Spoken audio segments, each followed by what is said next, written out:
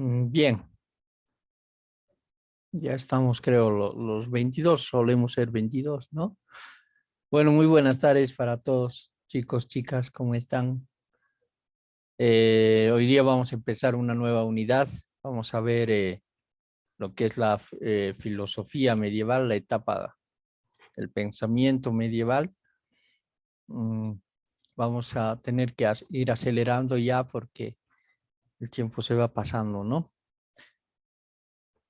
Bueno, vamos a empezar la clase viendo un pequeño video que nos va a poner en contexto de qué es esto de la Edad Media, que llamamos la Edad Media.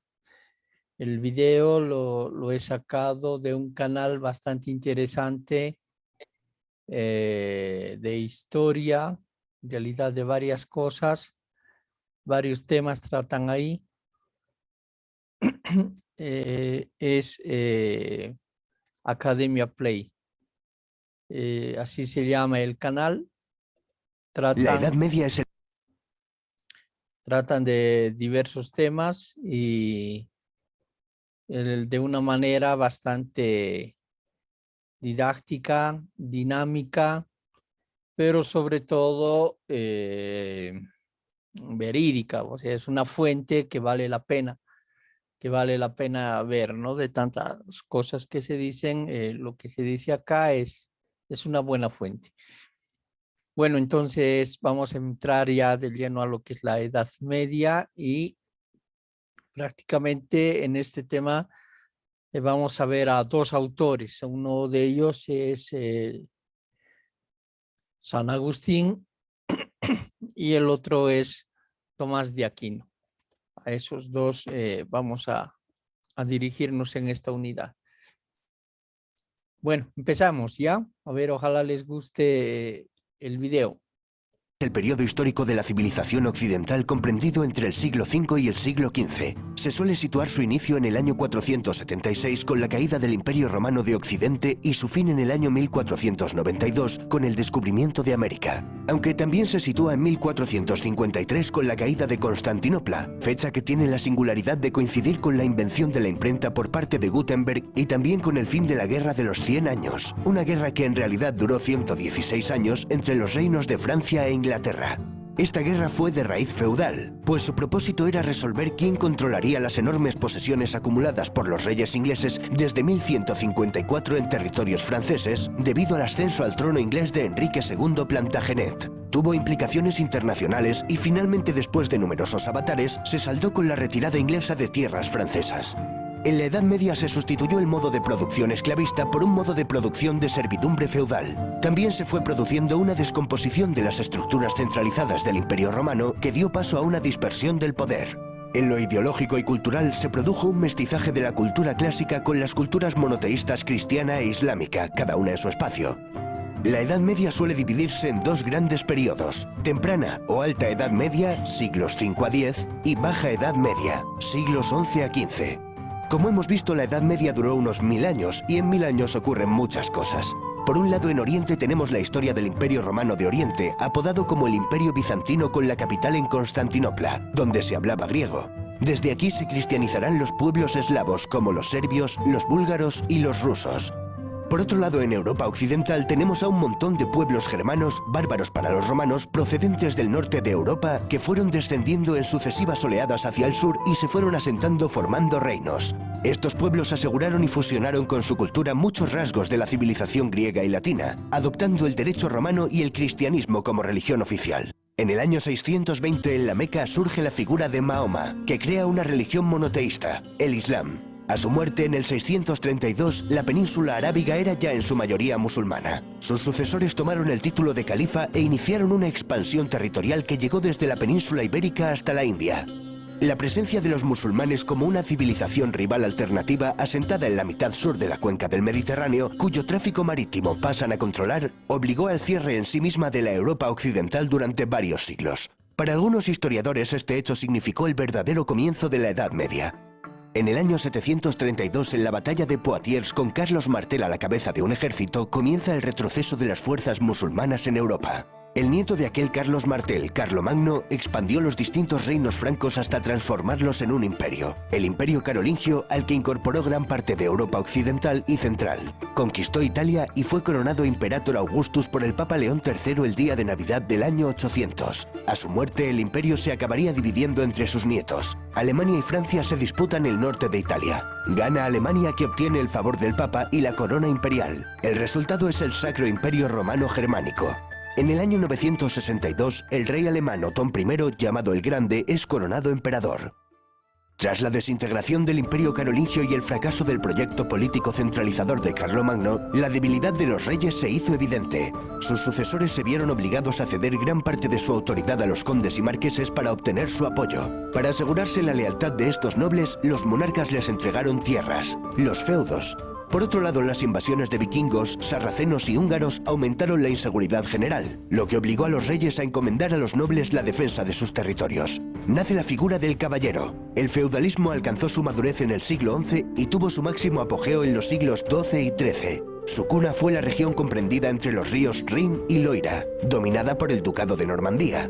Por feudalismo entendemos al sistema basado en una serie de lazos y obligaciones que respaldan compromisos generalmente militares entre un hombre libre, el vasallo, y otro hombre libre en situación superior, el señor. El vasallo juraba fidelidad a su señor y se comprometía a cumplir determinadas servidumbres, principalmente de auxilio militar y consejo político, auxilium et consilium, recibiendo como contraprestación un beneficio, habitualmente el control y jurisdicción sobre la tierra y la población de su feudo o señorío. A esto se conoce como vasallaje. El vasallaje se confirmaba a través de dos ceremonias, el homenaje y la investidura. La posibilidad de que un vasallo tomara bajo su protección a su vez a otros hombres que pasaban a ser sus vasallos estableció una red piramidal de relaciones vasalláticas.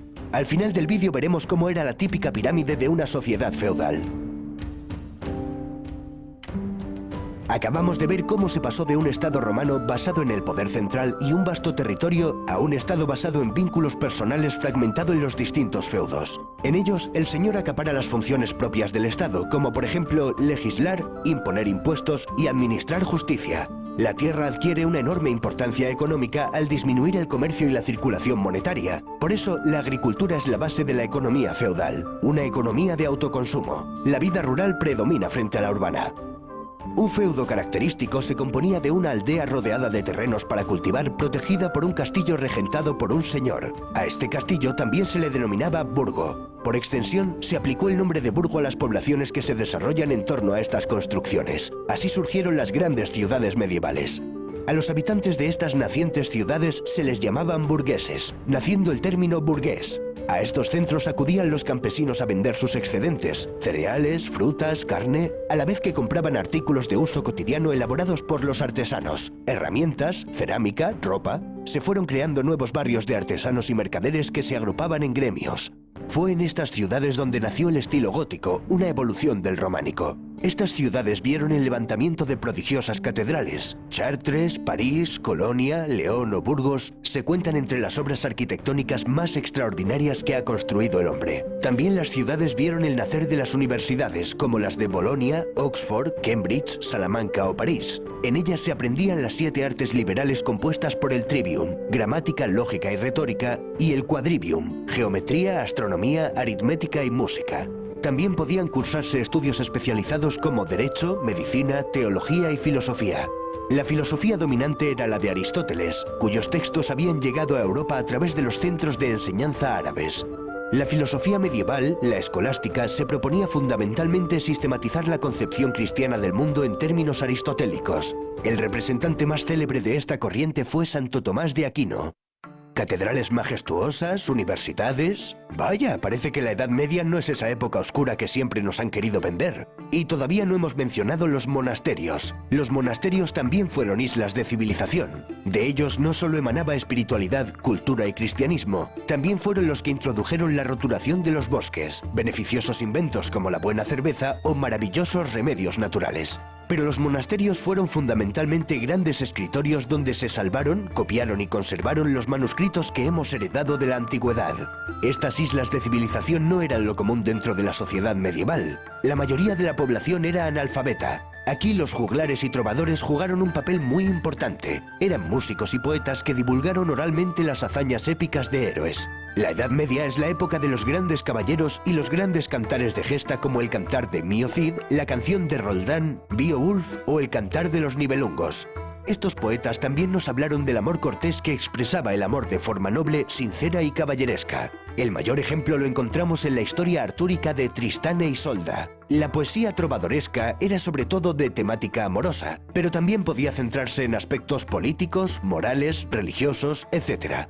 Otro de los temas podía ser el de las cruzadas, una serie de campañas militares con el objetivo de restablecer el control cristiano sobre Tierra Santa, el territorio geográfico que comprende todos los sitios en los cuales se desarrollaron escenas bíblicas. Para terminar, veamos cómo era la pirámide social de un régimen feudal. En lo alto de la cúspide se encontraban el emperador o los reyes. Para el siguiente escalón vamos a establecer dos columnas diferenciadas, pues la iglesia constituía una jerarquía paralela a la nobleza. Dentro de la alta nobleza tenemos a duques, marqueses y condes cuyos títulos derivan de gobernadores del Imperio Carolingio. Un escalafón más bajo tenemos a varones, caballeros, etc. En la rama del clero también distinguimos entre alto clero, que procedía de la alta nobleza y las familias reales, y el bajo clero, que procedía de familias acomodadas de campesinos y artesanos. En la base de la pirámide tendríamos al 90% de la población, el campesinado. Los campesinos con menos derechos, como el de no poder abandonar el feudo, eran los siervos. La diferencia principal entre un siervo y un esclavo consistía en que, en general, un siervo no podía ser vendido por separado de la tierra que trabajaba, y en que jurídicamente era un hombre libre. Era una sociedad profundamente estática, ya que cada individuo permanecía en la clase social en la que había nacido. Las injusticias que comportaba esta jerarquía eran compensadas por la religión. Toda situación de desventaja en este mundo se compensaba con una situación de ventaja en el siguiente.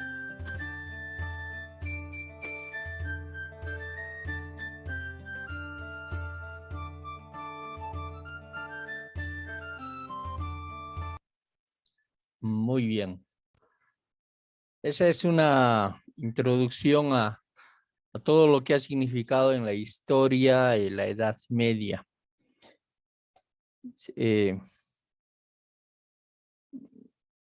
Hay varios tópicos bien interesantes dentro de lo que es la Edad Media, ¿no? Uno de ellos es justamente la hegemonía de la religión respecto de las otras áreas del conocimiento, como la filosofía, por ejemplo. Tenemos también el tema de la idea de Dios como tema central del pensamiento medieval. Volvemos a un lenguaje mítico para expresar realidades, etc. Vamos a ver hoy día un poquito una breve presentación de qué es esto de la Edad Media. Y para ello, bueno, estoy viendo he encontrado una pizarrita que nos va a poder ayudar a trabajar el tema. Voy a compartirles la pantalla.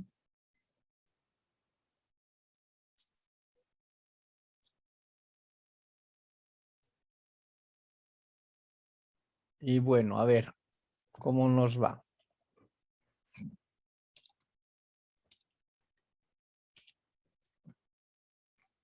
Más que la Edad Media es filosofía medieval, ¿no? Filosofía medieval. Vamos entonces a trabajar este tema. A ver, hay algunos elementos bien interesantes para determinar el rumbo de la filosofía dentro de la historia. Si ustedes recuerdan, antes de la filosofía medieval, estábamos en una filosofía griega, ¿no? Una filosofía griega, había una filosofía griega por ahí. Esa filosofía griega tenía sus características. Dentro de las características, la más importante era el logos o la razón. Es decir, los filósofos intentaban dar razón de las cosas. Y esta razón estaba fundada fundamentada más bien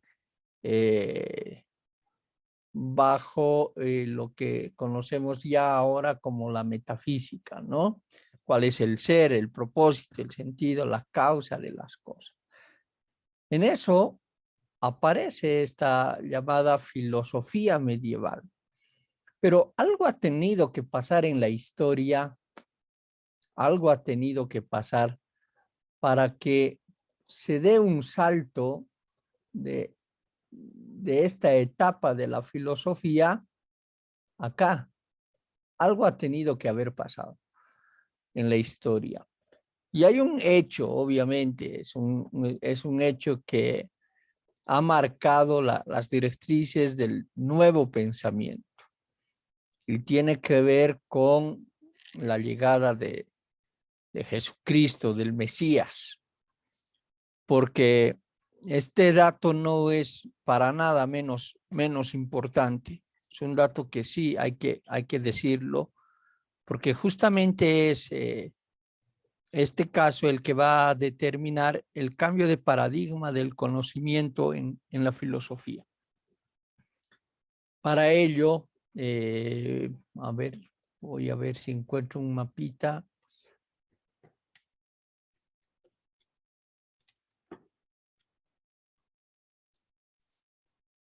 Para ello, hay que entender cuál ha sido el contexto de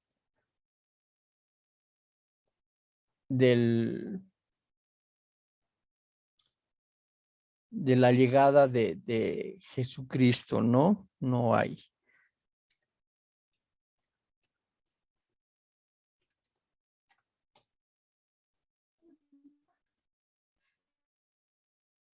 Aquí tengo un mapa, pero no está el mar Mediterráneo completo.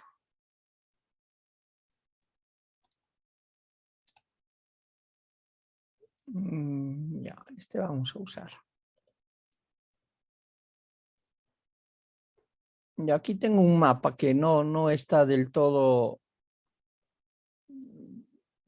como hubiera querido, pero bueno. En este lado, aquí abajito, si se ubican en el mapa, no está tan complicado. Aquí tenemos España, Alemania, Italia, Grecia. Todo esto de aquí arriba sería Rusia. Aquí abajo está África. A ver, voy a ver si encuentro, hagamos un esfuercito, chicos. Vamos a ver si encontramos un mapa mejor.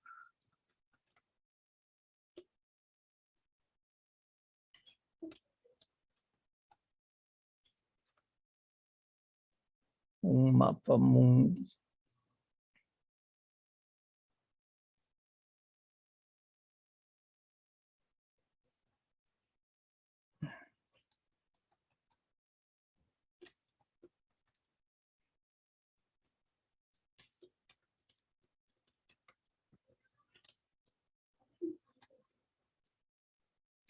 No hay, no tenemos, no me aparece.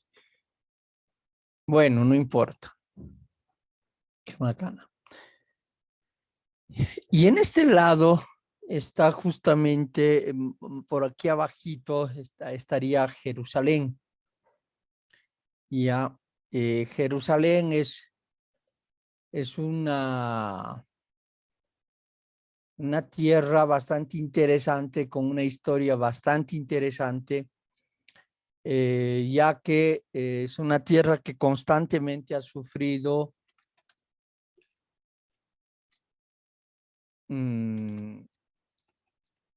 invasiones. Ya ustedes conocen por la historia que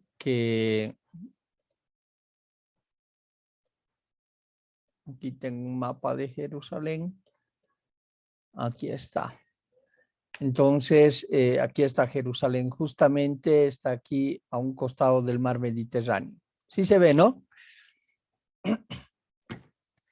Ha sufrido bastantes invasiones. Ustedes conocen que El pueblo de Israel ha sufrido primero la esclavitud en la historia bíblica por los egipcios, luego babilonios, ha estado siempre en constante pelea con sus vecinos, con los filisteos, con todos en realidad, ¿no? Y en esta etapa de la historia han sido los romanos quienes han extendido su territorio.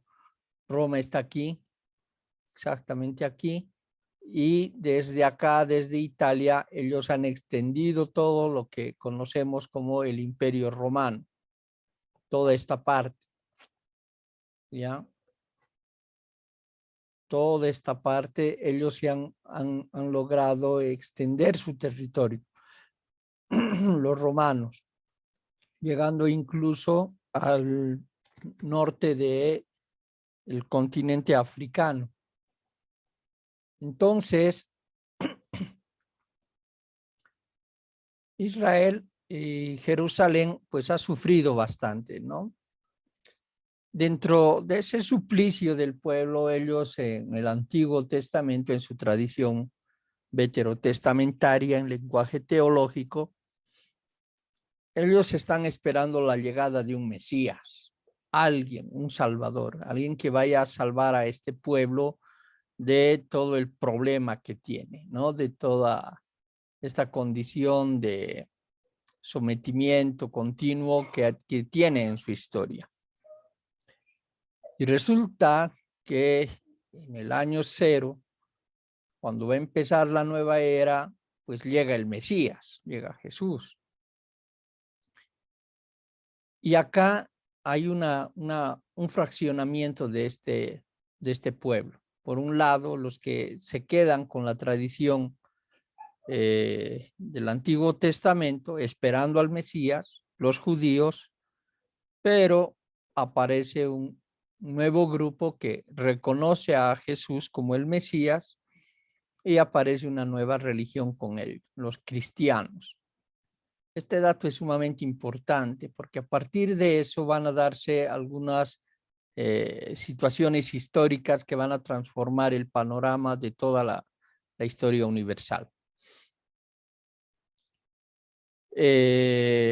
Bueno, los judíos tienen bastantes problemas con los romanos por su manera de ser. Hay lo que se conoce como la revuelta judía, una de las primeras revueltas en contra del Imperio Romano, que fracasa porque las fuerzas romanas obviamente eran mucho más numerosas y además preparadas también. Entonces los romanos habían empezado ya una etapa de problemática con el pueblo judío. Y en eso pues aparecen, además de los judíos, pues los cristianos, ¿no? Cristianos. Y otro problema más para los romanos. Se dan las persecuciones y hay un dato más que tal vez no lo he dicho, que es bastante interesante. Tras la muerte de Jesucristo, de Jesús, ustedes saben la historia por Pilatos, tras su crucifixión, entonces los cristianos están, o seguidores de Cristo, no hay todavía cristianos como los conocemos hoy, están en una situación bastante complicada, ¿no? Y ahora, ¿qué va a ser de nosotros? Bueno, se empiezan a reunir, llega el famoso Pentecostés, el Espíritu Santo, y los cristianos empiezan a salir y a proclamar su fe de manera clandestina, en lo que van a llamar ellos el ágape. El ágape era la primera celebración litúrgica que ellos lo hacían pues de manera clandestina en sus casas, ¿no? Sus casas. Bueno, aparecen nuevas políticas en el Imperio Romano y estos cristianos son perseguidos. Pero hay un caso bien interesante tras la persecución de los cristianos. Si digamos, en este punto estaban los cristianos, ya, a ver, lo haremos aquí así. Si en este punto estaban los cristianos y venían los romanos, entonces todos iban a donde podían, y donde iban generaban otras comunidades de cristianos. Entonces los romanos volvían a atacar, los pondremos a los romanos con rojo, volvían a atacar, a perseguirlos, los atacaban y estos nuevamente escapaban, iban a otros lados y donde iban creaban otras comunidades. Es así que los cristianos llegaron pues hasta Roma. Ustedes en la Biblia pueden encontrar carta a los romanos, es a los cristianos que viven en Roma, carta a los fenicios, carta a los tesalonicenses, a los de Corinto, a los de Gálatas. O sea, los cristianos donde iban, pues se multiplicaban. ¿Y ahora qué hacemos? ¿No? Entonces, estas persecuciones de Diocleciano dieron esta posibilidad de que la fe cristiana se expanda.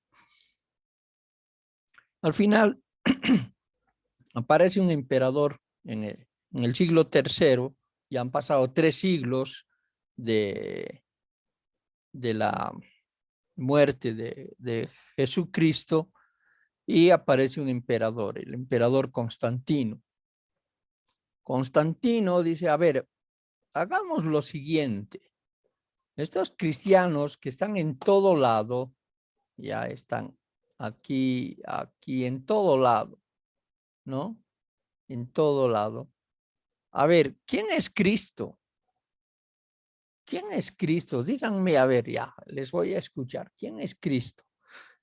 Y entonces empiezan a darse cuenta que los cristianos tenían diferentes ideas de quién era Cristo. Para unos era el Hijo de Dios, para otros era Dios mismo, para otros solo era un Mesías, para unos pues Cristo era el Salvador y bueno, así habían ideas bastante diferentes de unos con otros sobre quién era Cristo. Y el emperador les dice, a ver, hagamos un concilio. Y esta es la primera reunión que van a tener estas diferentes comunidades de cristianos. A ese concilio, con la palabra concilium, significa reunión, donde van a conciliar. ¿Qué es lo que van a conciliar? Una idea. La idea es de quién es Cristo. El emperador les dice, díganme quién es Cristo y muéstrenme cuáles son las bases de su fe, de lo que persiguen. Entonces llama a este concilio, el concilio se va a llamar el concilio de Nicea, en la ciudad de Nicea, y se denomina el concilio niceno por Nicea, constantinopolitano por el emperador Constantino. Es un romano el que llama a la primera reunión. Y en este concilio tienen que definir quién es Cristo. Y bueno, les da alojamiento, les da comida, bebida, les da todo lo que necesitan a estas comunidades cristianas de diferentes lugares para que le digan quién es Cristo. Pero nunca le decían quién era Cristo, porque entre ellos habían bastantes sectas como los arrianos, como los donatistas, como los académicos. O sea, habían bastantes sectas que tenían visiones diferentes de quién era Cristo. ¿Y ahora qué hacemos? Hasta que el emperador se molesta y anecdóticamente les dice, bueno, miren, ya están aquí en mi palacio 3 meses y no me dicen quién es Cristo. Ahora les voy a encerrar aquí y no les voy a dar nada de comida, solo agua y pan hasta que me digan quién es Cristo. 3 días después sale el humo blanco, ya sabían quién era Cristo. 3 días después. Entonces, de esa manera aparece la primera idea de quiénes son los cristianos, quién es la iglesia cristiana. Y junto con esa idea cristiana de los cristianos va a aparecer también el canon bíblico, es decir, la primera Biblia del Nuevo Testamento. El Antiguo Testamento ya había, es el libro de los judíos, pero aparece la primera Biblia cristiana que se va a llamar la Vulgata. La Vulgata. Y la Vulgata va a ser traducido, la palabra Vulgata significa vulgar, y la palabra vulgar era, o más bien la lengua vulgar, la que todos hablaban, era el latín. Y este dato tampoco no es ya como para no tomarlo en cuenta. El latín, recuerden que aquí es filosofía griega. Y ahora, en esta etapa de la filosofía medieval, nos encontramos con que hay una lengua que va a ser la que va a empezar a predominar. El latín. ¿Ya? El latín. Entonces, aparece la Vulgata y se establece el canon bíblico. Tras las traducciones de los diferentes libros del griego, del arameo y del hebreo, ya por San Jerónimo será el que traduzca estas obras, se establece un nuevo canon bíblico donde se dice, estos son los libros que van a entrar a ser parte del Nuevo Testamento y estos no. Y a los que no se los va a denominar los apócrifos. La palabra apócrifo no es una palabra fea, es una palabra que significa salido de, que no ha entrado a algo. ¿Ya? Lo apócrifo es que no ha podido entrar a algo. ¿Dónde no ha podido entrar? Pues a la biblioteca. La palabra Biblia significa biblioteca. No han podido entrar algunos libros apócrifos. Ustedes deben escuchar ahora, se habla, por ejemplo, del Evangelio de Tomás, el Evangelio de María Magdalena, y de algunos otros textos que han aparecido en la década de los 60, en el Qumran, hace no mucho, han aparecido nuevos textos y se los conoce como los textos apócrifos. Hay el Evangelio de Pedro incluso. ¿Por qué son apócrifos? Porque no entraron en este canon bíblico o en este grupo de libros que se han hecho parte de la Biblia. A partir de ese momento, estamos exactamente en el año 313, Constantino va a decretar que la Iglesia cristiana es la religión oficial del Imperio Romano. Roma tiene una nueva religión, la fe cristiana, bajo todos esos elementos que he expuesto hace rato. A partir de ello va a darse otra cuestión más que no es nada menos importante. Los primeros cristianos, vean acá en estos dibujos donde puse las diversas comunidades cristianas, estos primeros cristianos eran pues cristianos conversos, pero con una convicción plena en Jesús, ¿no? O sea, tenían claro quién era Jesús y tenían una convicción plena, y su conversión hacia el cristianismo implicaba asumir incluso el riesgo de morir. Podías morir por ser cristiano porque eras perseguido. Pero tras la ligación de iglesia y Estado, ¿no? La iglesia cristiana se va a unir con la corona. Tras esta ligación, pues entonces ahora todo el mundo quiere ser cristiano. Todos. Y ya no quieren ser cristianos por seguir a Cristo. Quieren ser cristianos porque si no, no tienen pegas, no van a poder trabajar. ¿No ve? Necesitan tener ese título de ser cristiano para poder trabajar en la gobernación, en una alcaldía, en un ministerio, en el Senado, porque era requisito para asumir alguna función pública el ser cristiano. Entonces aquí van a aparecer los bautizos en masa. Antes tú te bautizabas a riesgo de perder la vida por convicción y eran muy pocos los que se bautizaban, y ahora aparece un montón de gente que quiere bautizarse para lograr asumir o tener un cargo en el Estado. Vamos a terminar con esta introducción a lo que es la filosofía medieval. Me interesaba bastante este dato porque la filosofía medieval es enteramente cristiana y valía la pena hacer por lo menos una breve presentación de esto. Voy a mandar el siguiente link enseguida. En un momento continuamos, ¿ya? Si es que hubiese alguna pregunta, vamos a empezar con las preguntas en la siguiente sesión. Nos vemos en un ratito. Un comercial.